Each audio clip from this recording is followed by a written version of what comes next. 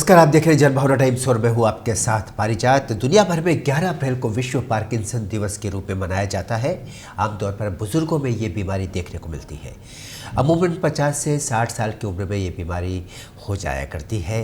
Central nervous system से जुड़ी इस बीमारी से पीड़ित होने पर व्यक्ति के हाथों में कंपन आने लगता है और उसकी चलने की गति धीमी हो जाती है, बोलने में परेशानी पेश आती है, मांसपेशियाँ सख्त हो जाती हैं।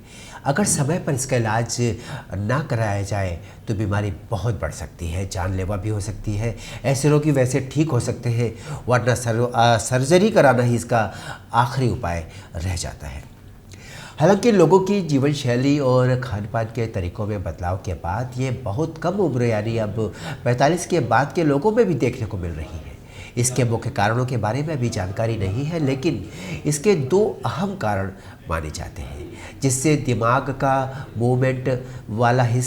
का हिस्सा शरीर की मूवमेंट का कंट्रोल करता है, वहाँ डोपामिन सेल बनना बंद हो जाते हैं। इसके कारण ये बीमारी हो जाती है। दूसरा कारण इसका बताया जाता है नसें, ट्यूमर और इन्फेक्शन ये भी पार्किंसन को पैदा कर सकते हैं। मूलतः ये एक न्यूरो डिजेनरेटिव डिजीज़ है, यानी दिमाग के ख़ास हिस्से में खराबी आ जाने से ये बीमारी पैदा हो जाती है। इसे नसों के सूखने की बीमारी भी कहा जाता है। इसमें बाईं और दाईं तरफ के अंगों में परेशानी एक साथ शुरू नहीं होती, बल्कि एक भाग से शुरू होकर तकरीबन साल भर के बाद दूसरे भाग तक ये बीमारी पहुंच जाती है। इस बीमारी के लक्षण धीरे धीरे उभरते हैं। इन्हें समझना ज़रूरी है ताकि दिमागी कोशिकाओं के ख़राब होने की रफ्तार को धीमा किया जा सके। हाथ पैरों के कंपन इसके शुरुआती लक्षण हो सकते हैं।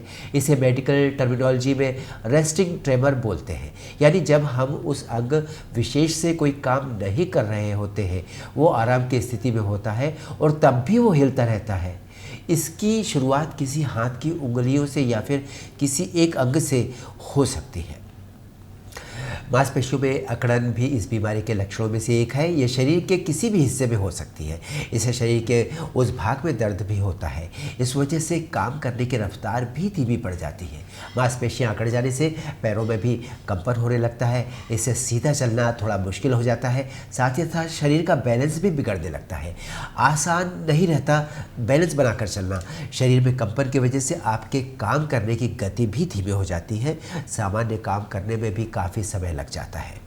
पार्किंसन में भूलने की समस्या भी एक सामान्य लक्षण है, लेकिन ये मुमकिन है कि पार्किंसन शुरू होने के कुछ महीनों या फिर कुछ सालों के बाद ये लक्षण आपके भीतर नजर आए। कोई सामान कहीं रखकर भूल जाना, कोई ज़रूरी काम भी भूल जाना, दवा खाने का समय भूल जाना, इस तरह की छोटी छोटी चीज़ें इन लक्षणों में आती है। ऐसे लोगों के लिए सलाह दी जाती है कि वो अपनी दिनचर्या को सुचारू रूप से चालू रखने के लिए एक नोटबुक का इस्तेमाल करें और उसको पढ़ते हुए, उसको देखते हुए उसके अनुसार अपनी दिनचर्या को बरकरार रखें। गर्दन में अकड़न को कई बार हम सर्वाइकल से जोड़कर देखते हैं, लेकिन यह भी पार्किंसन की ही एक निशानी है। इसमें गर्दन आगे की तरफ अकड़ जाती है और मरीज चलते समय बार बार गिरने लगता है। पार्किंसंस की वजह से कुछ काम जो अपने आप होते हैं उनमें भी परेशानी होती है। मसलन पलकों का झपकना, चलते समय हाथों का हिलना, मुस्कुराना, इन सभी में बदलाव देखने को मिलते हैं। चेहरे पर अलग अलग भावों का आना भी कम हो जाता है। पार्किंसन की वजह से आपके बोलने में भी बदलाव आता है। जब परेशानी बढ़ जाती है तो मरीज़ को बोलने में परेशानी होने लगती है। पार्किंसन अपनी लिखावट को भी प्रभावित करता है, यानी इस बीमारी की वजह से आपके हैंड राइटिंग में भी बदलाव आ जाता है। वजह यह है कि इस रोग के मरीजों के हाथों में कंपन होता है, उसकी पकड़ अंगों पर ढीली होने लगती है, इसलिए लिखावट में भी जाहिर सी बात है बदलाव आने लगता है। ऐसे मरीजों को वित्तीय लेन देन में काफ़ी परेशानी आती है। बैंक में उनके पुराने सिग्नेचर से नए सिग्नेचर अक्सर मेल नहीं खाते। खाने को निगलने में भी पार्किंसन के मरीजों को परेशानी होती है। कई बार भोजन को निगलने के लिए पानी का सहारा लेना पड़ता है। बार बार यूरिन का आना और किडनी और प्रोस्टेट से जोड़कर देखा जाता है इस बीमारी को, लेकिन ये भी पार्किंसन के एक लक्षण हो सकते हैं। नींद का आना भी पार्किंसन की वजह से संभव है। अगर आप इससे पीड़ित हैं तो नींद में व्यवधान संभव है, नींद कम आती है। वजहों की बात तो आपने जान ली। ली। अब सवाल यह है कि जिन लोगों को ये बीमारी हो जाए वो क्या करें। पार्किंसन होने की सबसे ख़ास वजह है न्यूरोट्रांसमीटर डोपामाइन। ये एक तरह का केमिकल है जो अंगों तक संदेश पहुंचाने का काम करता है। इस बीमारी में इसकी कमी हो जाती है। डोपामाइन की कमी को दूर करने के लिए डोपामाइन की गोली दी जाती है। डीबीएस प्रणाली के तहत भी रोगियों की सर्जरी की जाती है। सर्जरी से दिमाग के उस भाग को इलेक्ट्रोड लगाया जाता है, उस भाग को इलेक्ट्रोड से जोड़ा जाता है जहां न्यूरॉन सूखा हुआ होता है। बेहद हल्के करंट देकर दिमाग के उस हिस्से को फिर से एक्टिव करने की कोशिश की जाती है, एक्टिव कर दिया जाता है। हालांकि ऐसी सर्जरी काफ़ी महंगी होती है।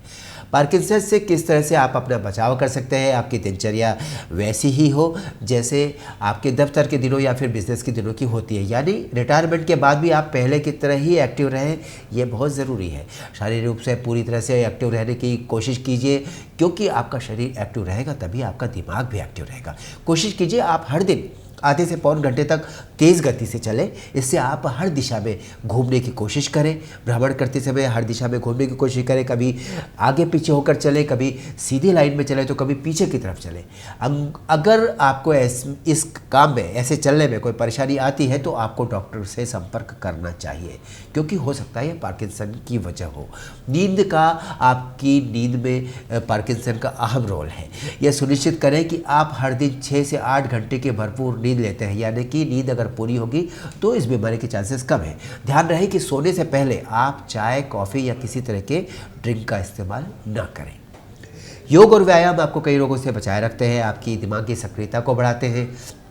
कई आसन और प्राणायाम में आप इस रोग से, कई आसन और प्राणायाम करके आप इस रोग को दूर रख सकते हैं। सूर्य नमस्कार कीजिए, कपालभाति, अनुलोम विलोम और ध्यान, ये सब आपकी काफ़ी हद तक पार्किंसन बीमारी को दूर करने में मदद कर सकते हैं। ध्यान से दिमाग केंद्रित करने में मदद मिलती है।